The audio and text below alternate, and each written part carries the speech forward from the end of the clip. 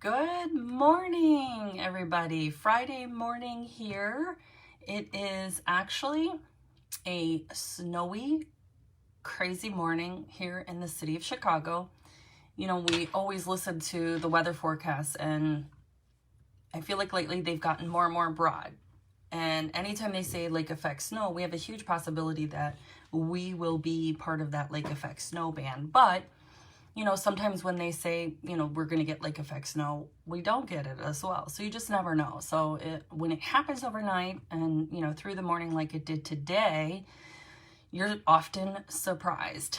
But the good thing about the snow is A, I always feel like it looks so pretty.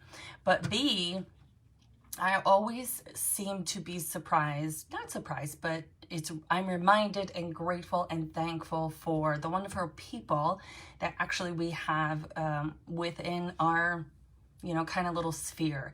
Our neighbor this morning, I was shoveling off our stairs and about to do the sidewalks, and our neighbor just, you know, comes out between the houses with his snowblower going and, you know, proceeded to snow blow the entire block, and it was huge for me.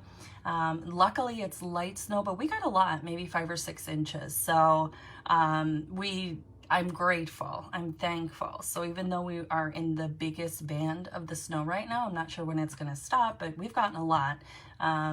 You know, I'm grateful that we have neighbors that have come out and shoveled, but I wanted to come online today and reconnect with people and say hi because I'm missing everybody. So typically in my day-to-day life, I would call somebody up and be like, hey, my day opened up tomorrow at X time. Want to grab coffee, want to grab lunch, want to grab a drink, you know, whatever the case may be. And we used to get together last minute a lot of times just because of my schedule, but I am missing that. I have this great big void of that right now. So I've been thinking about it lately and figured that maybe on a weekly basis, I could come live here and chat with you and connect. So if you're out there, hello, I have my coffee. I don't know what you're drinking. Let me know. I am so happy to be able to have technology, not only in business, but for, you know, staying connected with people, which that is what today's discussion's all about. And maybe you can relate. Maybe you're missing people too. Maybe you are, you know, would be happy to have this kind of, you know, connection with someone and keep it going. So join me here on Friday mornings at 9 a.m. for just a little chat. We'll connect, you know, get together until we could do it again face to face all the time. Hi, Lena. This is perfect example, right? Lena doesn't live here. I had the gracious ability to meet Lena face to face when we were young in diapers. And Lena has moved several times over the years, but out of state, and we always stayed connected. It's a very, very important thing for me. I feel like it was something that is just, you know, within me. I love to stay connected to people, and Lena's a prime example of that. We wrote letters back and forth to each other, pen pals as kids, girls as she traveled and, you know, was out of the city of Chicago. I stayed, but we stayed connected even to this day. She's not even in this state. So it's amazing to me. I feel like day-to-day life is just so much better when you have really good connections in your life. So speaking of connections, let me just move this so I can see. No, we won't say what year, Lena, but I will be divulging some year information here that you might be able to connect with. Let's save that. So hopefully it's not snowing where everybody else is, or if it is, you've had a gracious, lovely, wonderful neighbor like I have that snowblowed for you.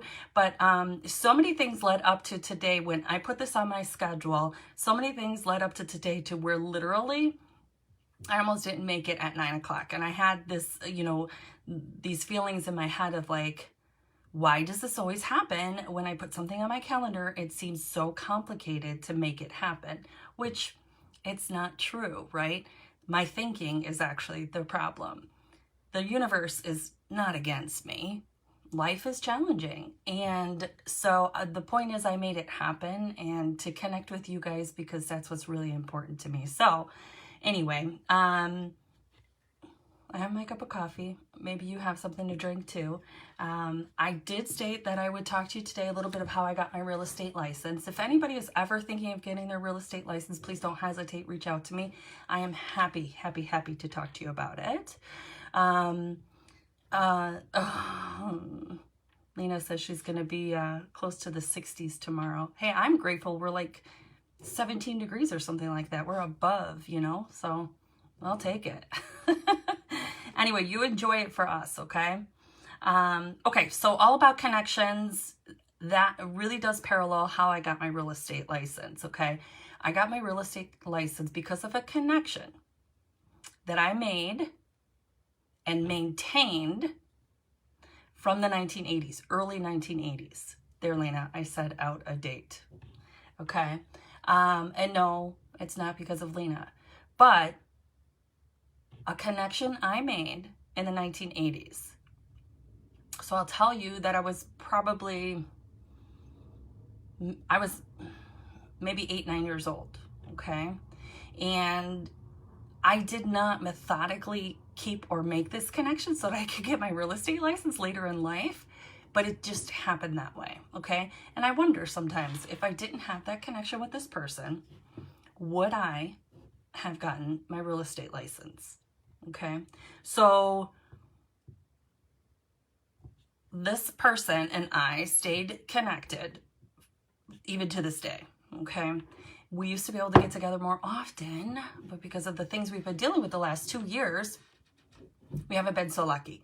But when we would get together, we would catch up. It would be hours of talking, and, you know, there would be a lot of time in between when we would get together, though. So there was a lot to talk about. There was a lot to go over. And I would find myself after a conversation and, you know, talking with people, that I would hear that I would be describing my work days or my work situations as ones that I was grateful for. I was thankful for. I had good jobs. And I would hear myself describing my job as something that I progressed rapidly in and promoted quickly in the corporate world. Okay, so in the corporate world, I would get a job, I would way outperform, I would get promoted several times sometimes, and eventually would get to a point where my abilities were still there to progress even higher, but the company, the management, was not able to match compensation.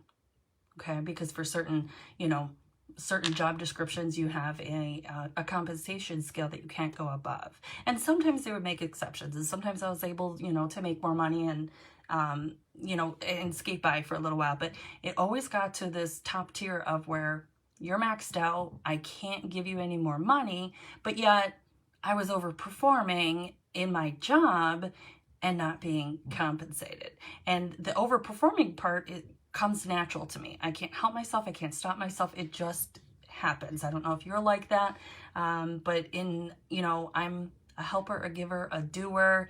I know that when I'm doing good, I feel good about myself. And so it's just something that I naturally gravitate toward. But it's a problem in the corporate world when you are not able to be compensated for your abilities. So I would hear myself kind of describe this to her all the time. And it would come to a point where she was a real estate agent. And she was a real estate agent. She got her license and started in the industry because she had an aunt that was heavy in the real estate industry. And that's how a lot of people get started in the real estate world. They know someone very, very close to them who is a successful realtor, and that's how they kind of jump on the bandwagon, so to speak. Well, I didn't have that. I didn't have any insight of that, and so she would talk to me about it, and, you know, she would say, like, I think you'd be really good at this. You should try it out. She is a go-getter. She is a goal setter. She's somebody who, when she puts her mind to something, she is going to do it. Always has, always will. So way back in the 1980s, that's who she was. When we hung out, you know, as kids, she was the person who thought really super, super big, okay? She was the person who said, we are going to put on a show for our entire neighborhood, and this is what you're going to do. You're going to dance, you're going to, whatever the case may be, the things she put us through. We're going to sell popcorn, we're going to get tickets, this is what we're going to do. She was obsessed with celebrities, right? She was obsessed with stardom. She was obsessed with big possibilities for people acting and singing and being famous, okay? And so she pretty much always has, even as a kid, ate, drank, slept it. I mean, this was her. This was all she thought about, right? And when you're around someone like that, that kind of, it's contagious, okay? So whenever you are in the room with her, you cannot help yourself. You're either A, going to feel extremely exhausted after speaking to her, which she knows that's the case. This is how well she knows herself. Or you're going to feel super, super inspired. Or, you're going to take something from a page from her book to see, like, this girl has come really far, which I didn't know that back in the 80s, okay? But this underlying connection that I had, that I kept, that I nurtured, that I maintained, is ultimately what got me to get my real estate license. So she said this to me a couple of times. Sometimes I don't always just jump on things and take people up on what they think I should do, or listen to them right away. We all don't do that. But a couple of times of her saying it, and each time she supplied me with the information. Each time she said, this is where I went to school.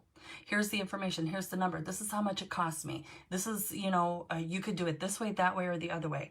And one really, really important thing that she said to me that I say to people too when they're perhaps pursuing a career in real estate. The one thing she said to me was, you can do this in the format that you want.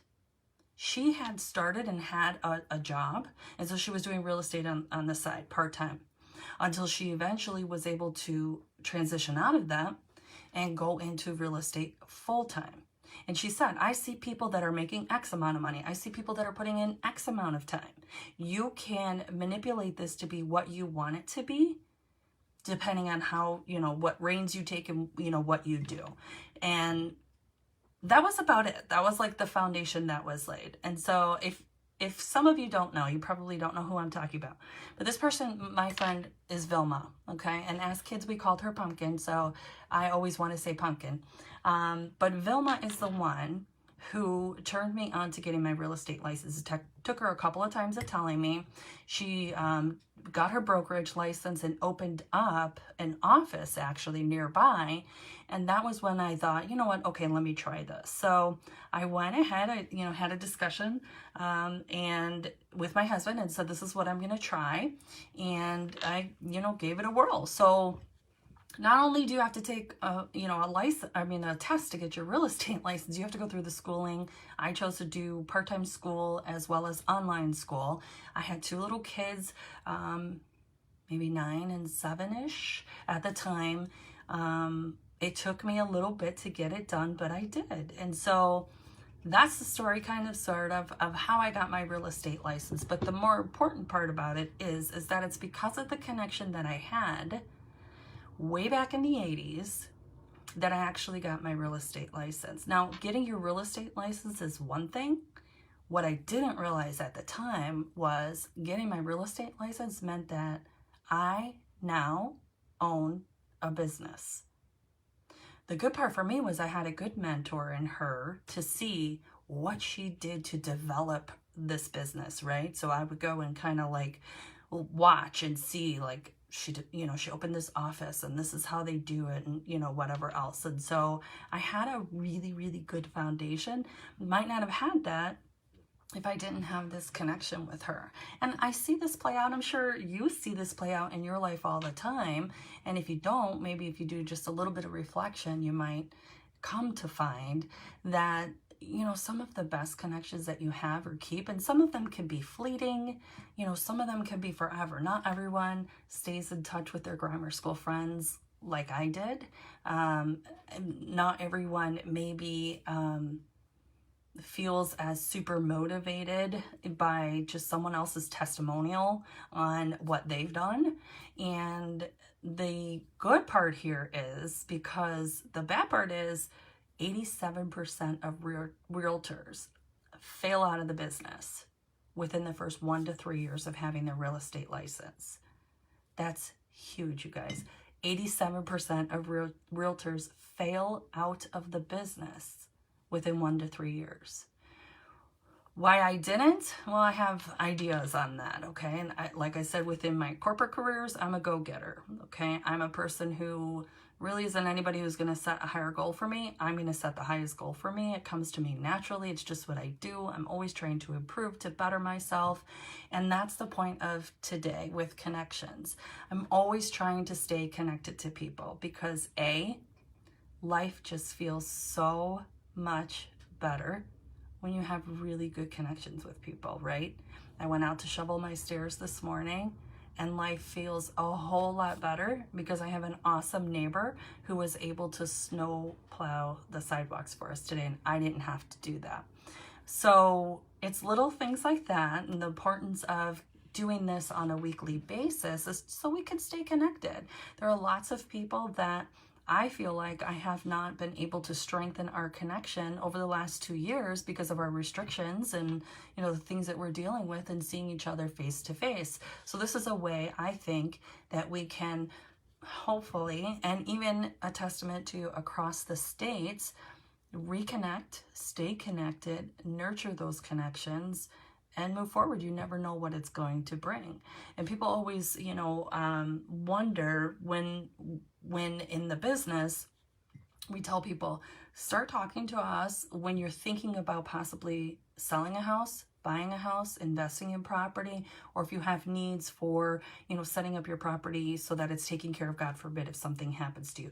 Talk to us on the very, very forefront. And a lot of people think like, well, I don't have a plan yet. I haven't even really thought this all the way through myself. It is really important to establish that connection because you don't know what you might be missing that we can help you through, that we can add to your journey as a positive. Maybe we can snow blow the sidewalk for you. Of course, I'm using that as a kind of as a stand-in for really what I mean, but it's really important to me, at least. So if you want to be here with me on a weekly basis, I've got a couple of different topics. I'll just touch on them occasionally, you know, for a little bit. I'll just touch on them for a little bit, and then, you know, we can move on from there. But some of it might be really interesting. So if you'll join me next week, that would be awesome. I can't even remember what my lineup is, but one of these weeks, I'll be able to tell you how the fact that I couldn't walk kickstarted my real estate career. So, Lena, yes. Lena is cooking hash browns and pancakes and listening to me in the kitchen. Wow, I'm such a lucky girl. I miss you so much. I wish I could have pancakes and hash browns with you, but this is sort of almost kind of like having pancakes and hash browns with you. The only difference is if we were doing it, it probably would elapse to be a 3 to 4 to 5 hour thing, and then we're walking out of there like, oh my God, it's snowing. I do miss you so much. But Lena is a friend, like I said, I met even before Vilma. And speaking of Vilma, just to kind of let you know, as far as the go-getter type of individual that she is. So when we were younger, this is, you know, these were the things she always aspired to go to Hollywood. Always aspired to go to Hollywood. She loved, immersed herself in every celebrity. She had teen magazine photos everywhere. She can recite everything about all of the boy bands, the girl singers, everybody. She lived it. She breathed it. I believe it is in her blood. So fast forward to today, her real estate license, her real estate office that she had opened up. So I had gotten my real estate license in 2006. She had already been doing it a little bit. 2006, wow. I've been doing this for 15 years. Anyway, so 2006, she had her own real estate office. So she used real estate, though, as a stepping stone to get to her big aspirations and goals. Today, currently, she is a very successful talent agent. she has an agency here in Chicago on the Northwest side, and she has an agency in LA. You guys, she went to Hollywood. She made it happen. She worked hard. She's gone through a lot. But the point is, she has never given up. She has created and maintained and nurtured connections like you would not believe. And you would probably think in that industry, of course, she needs those connections. It's important, but it's important in everyday life too. So she is super successful.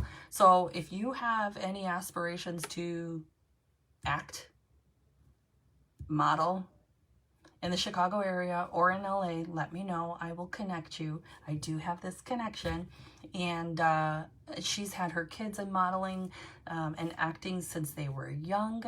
She lived this so that she can make this big dream, this big goal happen. To have a talent agency in LA is amazing. I am forever proud of her. I am forever indebted to her for seeing the possibility that getting my real estate license might be a way out of the issues that I was having in my current careers, my current jobs in corporate America, to where I was hitting this plateau and I could not rise any further above it. Okay. So big shout out to Vilma. Thank you so much. She knows that I was going to be doing this today and mentioning her. If you guys need a connection to her, let me know. I'm happy to do that. And I would hope that come next Friday, you'll meet me back here so that, Lena, maybe we can have hash browns and pancakes together. Oh, and pie. She's making pie too. So, you know, doesn't travel across the states very well, but I am blessed and grateful and thankful that you chose to be here with me this morning. Thank you so much. If you've had the time to have a cup of joe, thank you for listening, even if it's on the replay. I look forward to staying connected to you guys. It fuels my soul like you wouldn't believe. So this is really something that I know I'm going to get a lot out of. I hope that you'll get a lot out of it. And maybe we could do some back and forth and chat, and hopefully maybe even at some point, maybe move it over to Zoom to where I can see you as well, or you could talk to me as well. I know we're all very, very proficient on Zoom now, which is amazing. One of the good things technological wise that COVID has brought to this world and my business is so many people finally jumped on the digital bandwagon and are not as afraid of technology as they were before, which is awesome. Anyway, so if you have any questions about real estate, never hesitate to reach out to me. And if you would love to stay connected, please meet me back here next Friday, 9 a.m. Central Standard Time. I would love to see you and have a cup of joe. Lena, everybody, have a terrific, amazing day, you guys.